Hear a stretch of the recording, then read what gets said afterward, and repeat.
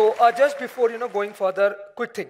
How many of you are already familiar with this recent trend of LLMs? A quick raise of hands. ChatGPT only these much people have heard about? Come on, yeah. Okay, great. And how many of you have a formal understanding in, let's say, AI, computer science and all? Or engineering as general? Perfect, great. And how many of you are familiar with this science fiction concept we have already been sold? Self-driving cars, driverless cars and all. Great. That is going to make things a lot easier for us, right? So we're going to talk about something very, very unique today, right? Who is the most intelligent species on Earth as we presume? We humans, right? Okay. So now what we're going to talk about is, a problem like self-driving and what is the link of it with human brain, right? Now, self-driving has been given to us as a science fiction from years. It started way back in 2007 when Google had this first self-driving pod project. And we were promised that, okay, we'll have fully self-driving cars in 2015, in 2019, in 2020. But they never came, right? And still, they're not there. It becomes a very important question to ask, where are the self-driving cars we were always promised? It's been over 10 years. And still after years of R&D, billions of dollars spent in research, engineering by some of the finest minds in the world, self-driving cars still falter. You have this recent example, this is from 2022, a car mistook a red sunset for a traffic light. And I think you are familiar to know what exactly would happen if that would go. At the same time, there was another incident that happened. In a cemetery, it was able to actually detect some humans, and there was a joke going around, are the AI algorithms able to detect ghosts? And obviously, if the car is doing such things, I'm pretty sure you're not going to sit in that vehicle. Or are you confident enough to sit? No, right? So now, and then you come to a country like India, if the vehicles AI can get confused at such silly scenarios, you have these things like in India, okay, there's an auto rickshaw, there's a poster of Rajinikanth pasted on back of it. The models get confused, okay, it's a human, or it's an auto rickshaw, or it's something else. Then you have these advertisements. What exactly it is? Is it just a bunch of 3-4 folks? It's a vehicle, or it's just an ad, right? And then you yourself know what can happen if these things will come across. So this makes us ask a very important question. What makes human a still way better driver than all of these AI on the planet? Remove human. Let's not talk about human for time being. Even a cat or a dog or a housefly or a basic earth form, a very organism with a very suboptimal neural architecture knows how to navigate without colliding somewhere, without misinterpreting things, right? You will not mistake something, let's say a ice cream truck shaped like an ice cream cone. You will not mistake that to be an ice cream, right? So what that happens? Is AI really intelligent? Because locomotion, navigation is the first basic trait that any intelligent species has to understand. So that is what we started -0 with. Back in 2021, I dropped out of my college to do entire research on this purely in an industrial setting. What is inside a human brain that really makes us still way better and capable decision makers than any AI algorithm on the planet? So as we dug deeper, we realized what has been the problem. AI is essentially pattern matching system at scale, okay? Nothing more. There's no intelligence. Essentially, if you all have studied maths, stats in your school time, in your college days, essentially, it's a very glorified linear regression problem. You have some data, you have some outcome. Let's fit these patterns to just make sure in that data, okay, we have this pattern that we have fit. And that is what any kind of AI algorithm does. You take a lot of data, you have supervised labels, let's train the model to fit that pattern. So it's as good as the data it was always able to see. That means if you had a lot of data, there are 10 dogs in that data and only 1 cat, obviously it will get too much bias towards understanding what a dog is. It might not really understand what a cat is. Essentially, it's matching pixels to some outcomes. Just a pixel matching system, right? But then you can ask, okay, Gagan, we have seen LLMs, ChatGPT, they are so cool, right? And why you say that AI is still not intelligent? See, the underlying technology behind LLMs, which was called attention, by that we are able to achieve pattern matching at such a scale at all the corpus of data that exists on the internet that eventually correlation is to causation is holding true. And obviously, that is something that shouldn't be possible, right? We have been taught from our very childhood that, okay, correlation doesn't mean causation. If this happened, that doesn't necessarily mean that would also happen, right?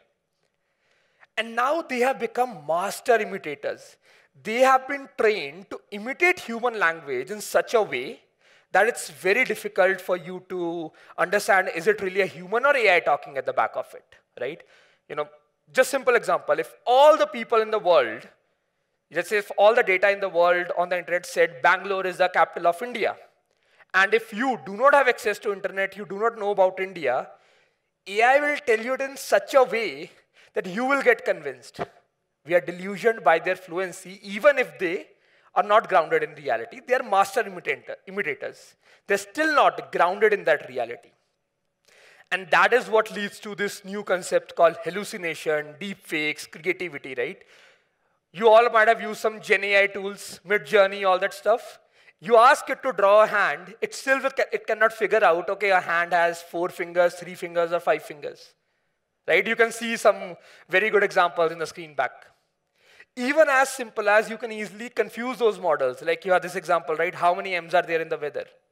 It's still not confident because it doesn't really know the language. It has just does a lot of rote learning from all the data it was able to see. Now, you cannot just use rote learning to make decisions. But let's compare it to human. How many of you can read what's written on the screen? Show of hands, right? It doesn't make sense. It doesn't make sense, right? There's this very classic experiment. Make sure the first letter and the last letter of the word are intact. Jumble everything in between. You are still able to read because it doesn't matter if you had the formal understanding of language or not. It's all that is already built in your brain that you are able to, even with a limited information, you are able to predict what is wrong, what should have been in the place. Now this was the missing part. AI lacks common sense. It cannot reason. So yes, it can generate some super cool text, some super cool data, but it cannot do reasoning to make a decision. Right? Now let's go back to human brain. What is something that AI cannot do that a human brain is able to do? And when we dug a lot deeper into that, we realized there are 4 critical things that a human brain is always able to do. One, instead of trying to match pixels, colors, and all to some outcomes, it is able to understand the inherent physics behind everything that happens. Okay, when you see something, it doesn't matter if someone tells you, okay, yeah, this is a cat, this is a dog. No. Even if something new comes, you understand, okay, it has some physical traits, like some physics, motion, some other attributes, right? Some size. And even today, if a new organism comes which has a body of a man and a face of a bear, you will not get mistaken. You will still understand, okay, I cannot identify it, but I know it's a threat that is in front of me. Second, our human brain is able to learn on the go by exploring things. We are able to update our learning. If a teacher tells you, okay, this is wrong, you are very quickly able to adapt your learning, why it is wrong, what you need to update.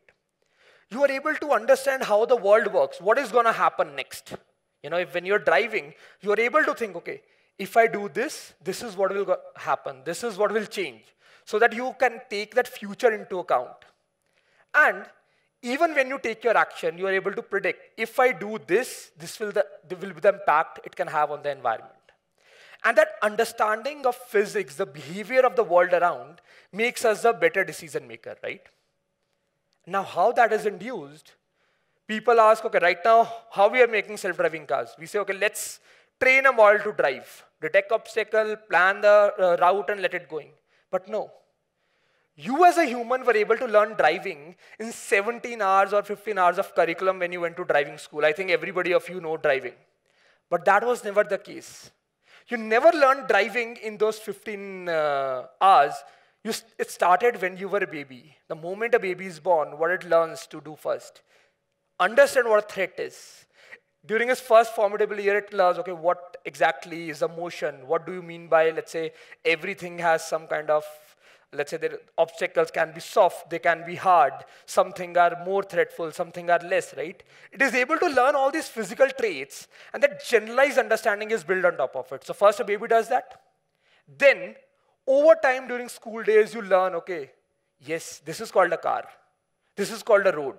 You learn those semantics over time. First, you understood the physics. No one told you, okay, you do not tell a baby, oh, this is a cat. It doesn't even understand language. So, okay, then over school time, you learned all those, what do you call, semantics. Then, you observed people around you driving. You remember you used to do, your father used to drive a car, you used to sit in the back seat, and you used to just replicate him what he's doing. You're not really driving a car, actually. It's all that learning that is getting embedded in your head over time. And then, the moment a driving instructor teaches you how to drive a car, you're able to grasp it very quickly. That makes humans very quick learners. But even if something new comes, our consciousness, which is all that physics that we were able to imbibe in our heads, we are able to use that. So that's where we realize, forget human-like AI. We do not want to build human-like intelligence. The first thing we all need to build is cat-like or dog-like intelligence. That's a basic thing you need to build to solve a lot of these problems. Locomotion, navigation is the first thing any autonomous agent needs to learn. Whether you want to locomote for survival, or for finding food, or for going where you want to do, that's the first basic thing. And that is what we came up with while researching at -0, what we call nature-inspired AI. You have already seen LLMs for language. You have already seen models which can do vision. We created a new bio-inspired foundational architecture for decision-making that can learn and improve world models, how the world behaves in their head, can understand physics, motion, and intuition, can predict the social behavior, and also make interpretable decisions.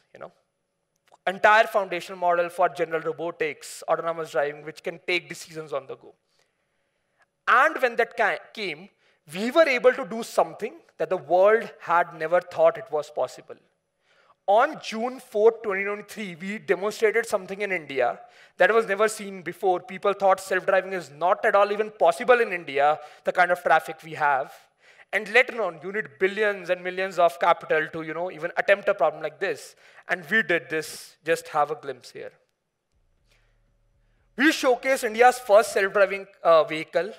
In Bangalore itself, a lot of people have a ride, and Chris Gopalakrishnan, co-founder of Infosys, took the first autonomous vehicle ride in India.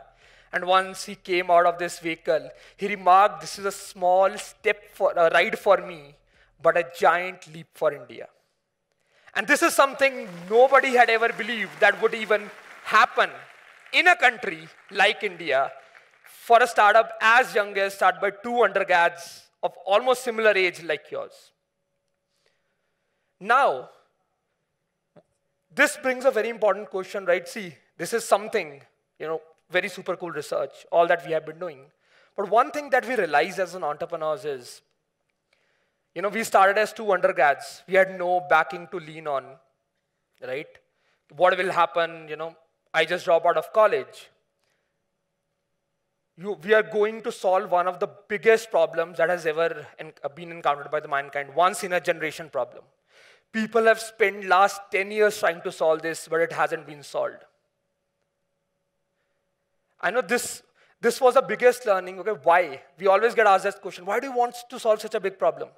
You could have done, if you know AI, you are good at tech, you could have done something much easier, right? Raised some lot of capital, sold a company, a lot of things. Why do you want to solve a problem that is going to take a lot of time? There is higher chances of failure, right? But what we realize is, as an entrepreneur, is that question of why. Why do you want to solve something as critical? And that is something what we realize, if we are able to solve this, we are not just building something for India, we are solving one of the most foundational problems that has encountered for the mankind. The kind of solutions that products that can build, the kind of impact it can have eventually. How many hours every day an average Bangalorean spends stuck in traffic? 2 hours every day. That's the amount of time wasted. How many accidents happen on Indian roads? Every 3 minutes, we have one life lost. What if we could do something that could really change all that?